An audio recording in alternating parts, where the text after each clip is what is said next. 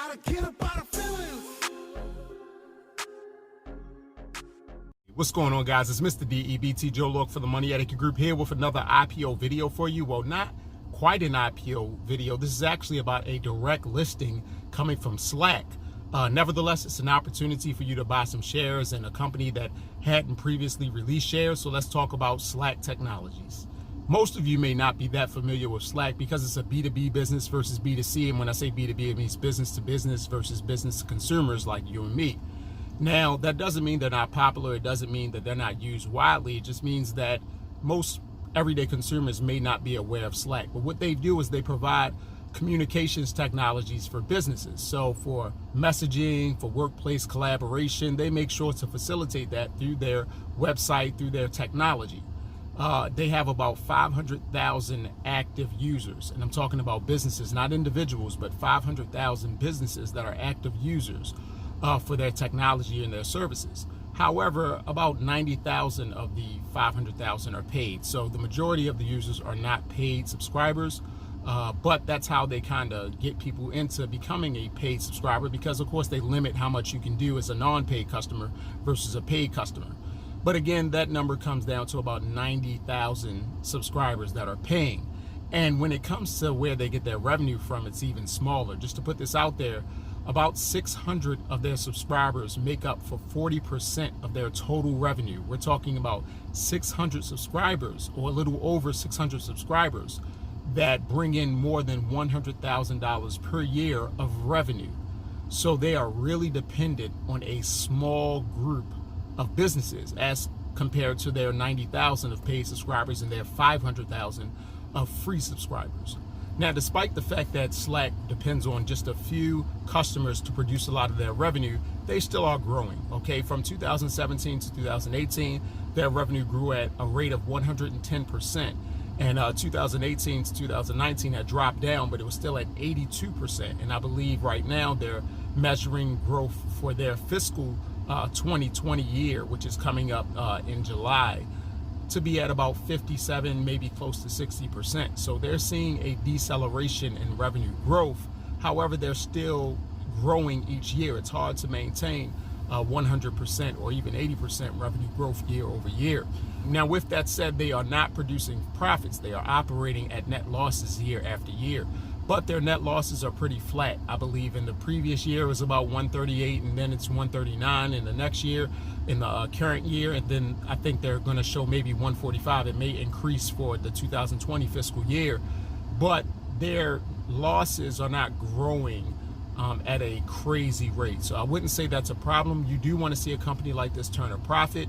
However, I will say that their revenues are going up and then their losses are remaining somewhat flat. They are increasing slightly, but I would say if you look at the numbers going from 138 to like 139, that's relatively flat. When it comes to usage rates, they're doing okay. We're talking about averaging 10 million users per day. And I think in the last fiscal year, that represented maybe 50 million hours of usage. So that's not bad. I'm not saying it's, Facebook or Instagram numbers, but for a B2B business, not bad.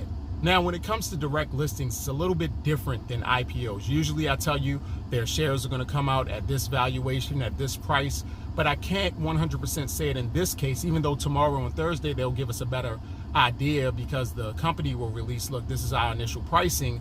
But where that price goes in the first trading hour or the first day, we really don't know because we don't have a controls or mechanisms in place to say how many shares are going to be sold and how many shares are going to be put out there for sale.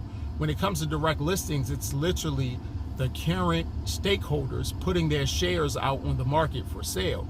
And there are some restrictions for employees where they can't put out but so many, but institutional investors, they may put out a lot or they may put out a little, we don't know. And some of the risk that comes with that is if there are not enough shares put out, then you don't have great competition. So it doesn't move as well and opportunities are very limited for people to become true investors. However, if too many are put out there, then the price remains flat or it drops significantly because you have way too much of a supply, just like supply and demand. Too much supply, with little demand means that pricing goes down. So we don't know exactly what's going to happen throughout the day. However, what I will say is, compared to IPOs, you as an individual investor have a better opportunity to buy the stock at the initial price as soon as it comes out and at a low, as opposed to 1,000 worked out pre-arrangements and purchases that happen before you as a consumer sees that, or you as an individual see those shares on your E-Trade or your Robinhood app. So keep that in mind. So what do you guys think? Are you going to invest? Do you know about Slack? Do you know about your company using Slack? Maybe you're a business that uses it, or you use it for free or paid services. Maybe you have some experience with it. What do you guys think about that? And then how do you feel about investing in a direct listing versus an IPO? See, an IPO, you get a little bit more information. It's actually a little more controlled. So there's usually less volatility and you kind of get an idea of what you're doing. But when it comes to direct listings, there are some risks that go with that, and some people can become uncomfortable with that, but some people love it because of the opportunity to get stocks at a pricing range that's lower compared to having too many institutional investors pump up the price before you're able to buy. So some people like to buy, you know, in these circumstances. So tell me, guys, what you think in the comment section. Make sure you like, share, and subscribe to the channel so that you can be aware of when the next IPO or direct listing is going to come out. And for a reference point, if you want to look at Spotify came out as a direct listing. So if you need a reference point to see how it went before, check out Spotify and look up the details of their direct listing.